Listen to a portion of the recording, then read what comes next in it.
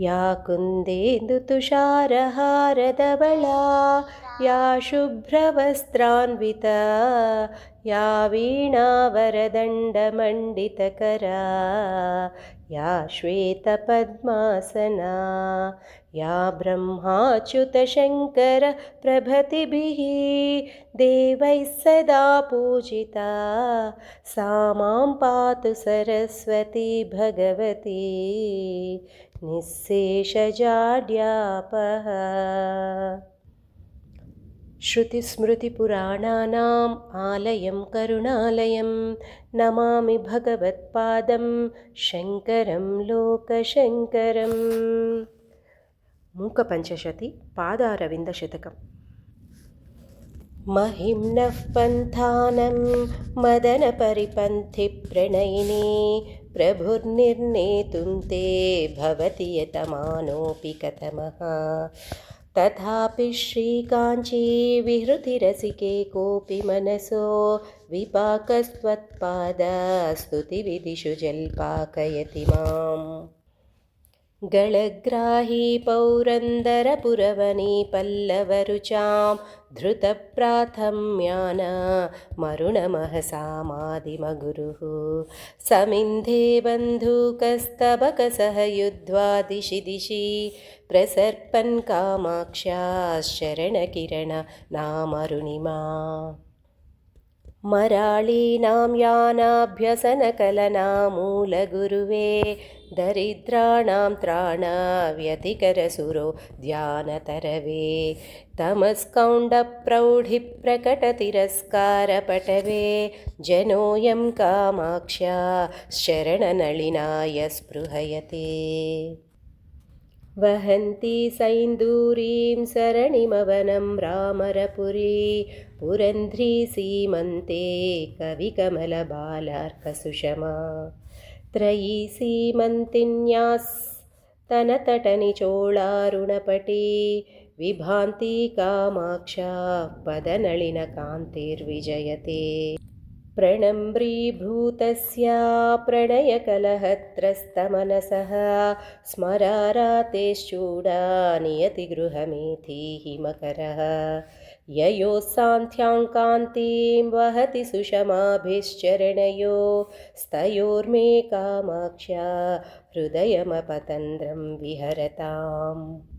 ययौ पीठायन्ते विभुतमुकुटीनां पटलिका ययौ सौथायन्ते स्वयमुदयभाजोः भणितयः ययोर्दासायन्ते सरसिजभवाद्याश्चरणयो स्तयोर्मे कामाक्ष्या दिनमनुवरीवर्तु हृदयम्।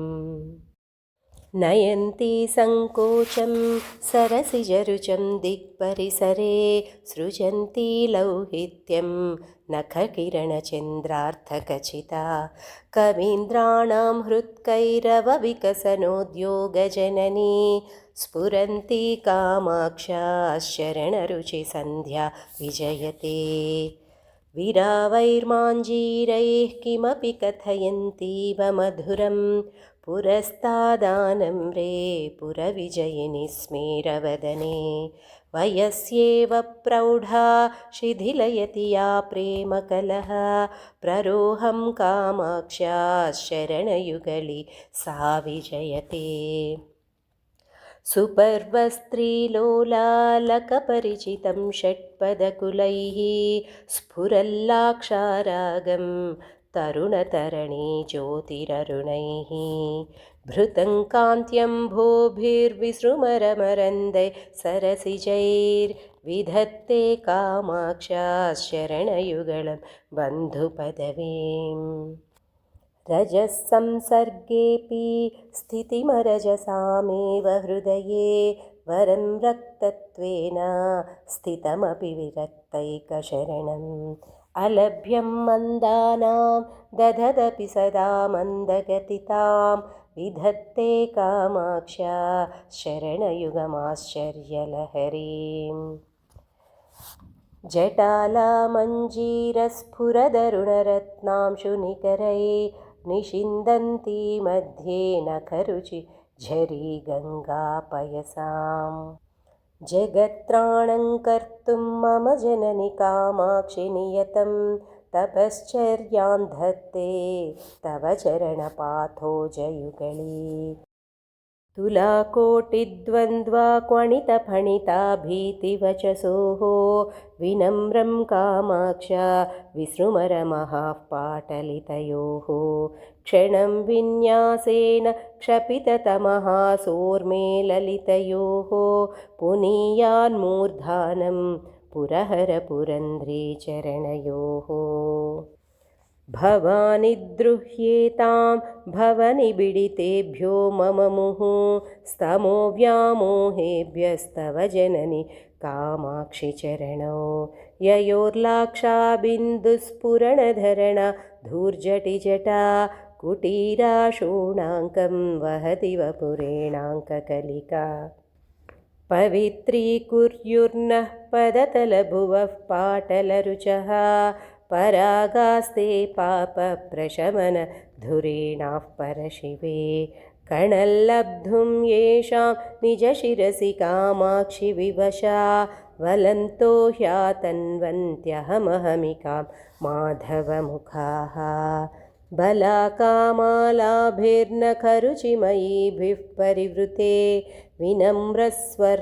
विनम्रस्वर्नारी विकचकचकाळाम्बुदकुले स्फुरन्तः कामाक्षि स्फुटदलितबन्धुकसुहृदा स्तटिल्लेखायन्ते तव चरणपाथोजकिरणाः सरागः सद्वेषः प्रसृमरसरोजे प्रतिदिनं निसर्गादाक्रामन् विबुधजनमूर्धानमधिकं कथङ्कारं मातः कथय पदपद्मस्तव सतां नतानां कामाक्षि प्रकटयति कैवल्यसरणिम् जपालक्ष्मीशोणो जनितपरमाज्ञानलहरी विकासव्यासङ्गो विफलितजगज्जाड्यगरिमा मनःपूर्वाद्रिं मे तिलकयतु कामाक्षि तरसा तमस्काण्डद्रोही तव चरणपाथोजरमणः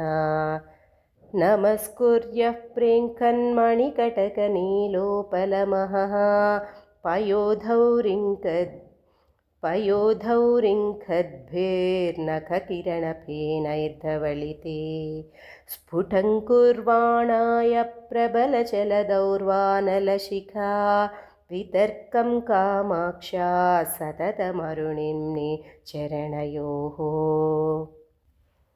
शिवे पाशायेतामलघनितमः कूपकुहरे दिनाधीशायेतां मम हृदय पाथोजविपिने नभो मासायेतां सरसकवितारीति सरति त्वदीयौ कामाक्षि प्रसृतकिरणौ देवि चरणौ निशक्तं श्रुत्यन्ते नयनमिव सद्वृत्तरुचिरैः समैर्जुष्टं शुद्धैरधरमिव रम्यैर्द्विजगणैः शिवे वक्षोजन्मद्वितयमिव मुक्ताश्रितमुमे त्वदीयं कामाक्षि प्रणतशरणं नौमि चरणम्